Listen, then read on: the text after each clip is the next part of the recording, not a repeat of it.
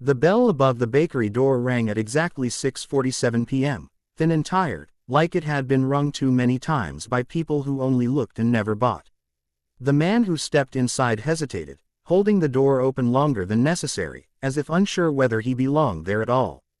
He wore a faded gray jacket with one loose button and shoes that had learned the shape of his feet over many years. In his hands was a small paper bag, folded and unfolded so many times it looked soft as cloth. His eyes went first to the display case, rows of glossy cakes glowing under warm lights, then quickly to the floor. Behind the counter, Mia was wiping her hands, already preparing to explain that the shop would be closing soon. Before she could speak, the man cleared his throat. "Excuse me," he said quietly. "Do you have an expired cake?" The question hung in the air, awkward and fragile. Mia blinked. "I'm sorry. An expired one," he repeated, forcing a small smile. "One you can't sell anymore." At the far end of the shop, standing near a shelf of imported chocolates, a man in a tailored navy coat paused. He had been halfway through a phone call, discussing numbers that sounded unreal to anyone else in the room. He stopped speaking mid-sentence. His name was Jonathan Hale. Most people knew it, some whispered it. CEO, investor, billionaire. The kind of man whose time was measured in minutes and whose silence made people nervous. Jonathan slowly lowered his phone, unnoticed. Mia leaned forward, her voice gentler now. "We don't usually keep expired items on display." The man nodded quickly. "Of course, I just thought, maybe there's one in the back. Even a small one is fine." "May I ask why?" she said, carefully. The man hesitated. His fingers tightened around the paper bag. "It's my daughter's birthday," he said. "She's turning 7 today." Jonathan felt something shift in his chest, subtle but sharp. Mia glanced again at the cakes. Chocolate layered with cream, strawberries arranged like crowns, candles already packed neatly beside them. "We throw leftovers away at closing," she said. "But they're not expired yet." The man nodded again. "I understand. I don't need it to be perfect." "She won't mind." Mia swallowed. "Let me check in the back." As she disappeared through the swinging door, the shop fell into a quiet broken only by the hum of refrigerators. Jonathan watched the man stand there, hands folded, eyes fixed on a cake with rainbow frosting. Jonathan remembered his own 7th birthday. The private chef, the guests, the 3-tier cake flown in from Paris. He hadn't even liked cake that much. The man shifted his weight, then noticed Jonathan looking at him. He straightened, embarrassed, as if he'd been caught doing something wrong. "Sorry," he muttered. "I didn't mean to hold anyone up." "You're not," Jonathan said, surprising himself. His voice sounded unfamiliar, less polished, more human.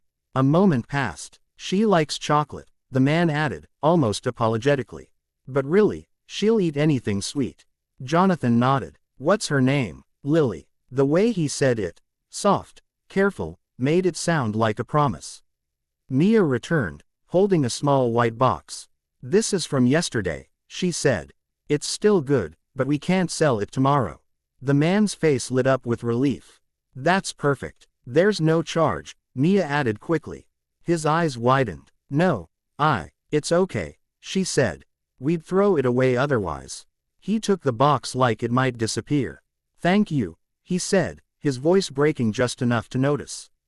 Jonathan stepped forward. "Wait," he said. Both of them turned. Jonathan looked at the box, then at the man. "That cake is too small." The man laughed nervously. "It's more than enough." "No," Jonathan said gently. "For a 7th birthday, it's too small." He turned to Mia. "I'll take the chocolate one with the strawberries.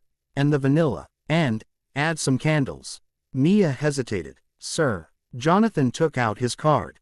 "Please." The man shook his head immediately. "You don't have to do that." "I know," Jonathan said. "But I want to." Silence stretched between them. The man looked down, then back up, eyes shining with something like disbelief. "I can't accept all that."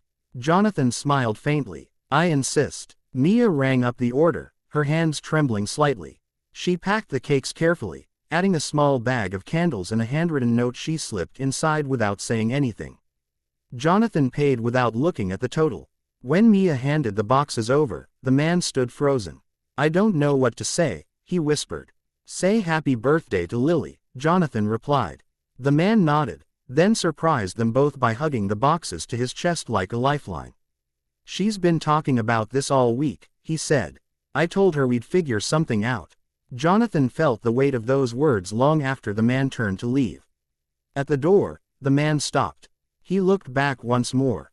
Thank you, he said. You didn't just buy cake. Then he was gone, the bell ringing softly behind him. Jonathan stood there longer than necessary. That night, in a small apartment across town, Lily stared at the kitchen table like it was magic. The candles burned unevenly. The frosting wasn't perfect, but her laughter filled every corner of the room. Her father watched her make a wish he didn't ask about. The next morning, Jonathan sat in his office, glass walls reflecting a city that moved too fast. Meetings blurred together. Numbers felt hollow. At noon, he found himself searching for the bakery's address again. When he returned that afternoon, Mia looked up, surprised. Everything okay? She asked. Jonathan nodded. Do you know the man from yesterday? She smiled. He comes by sometimes. Always polite. Jonathan took a breath. I'd like to help him. Mia studied him for a moment, then nodded once. That evening, a knock came at the man's apartment door. He opened it cautiously. Jonathan stood there, holding nothing this time. I hope this isn't strange, Jonathan said. I just wanted to talk. They sat at a small table. The story came out in pieces. Medical bills, late shifts, missed chances. Not complaints, just facts. Jonathan listened. When he left, the man didn't know exactly what had changed. Only that something had. Weeks passed. The bakery bell rang again one afternoon, and Lily ran inside first, her father close behind.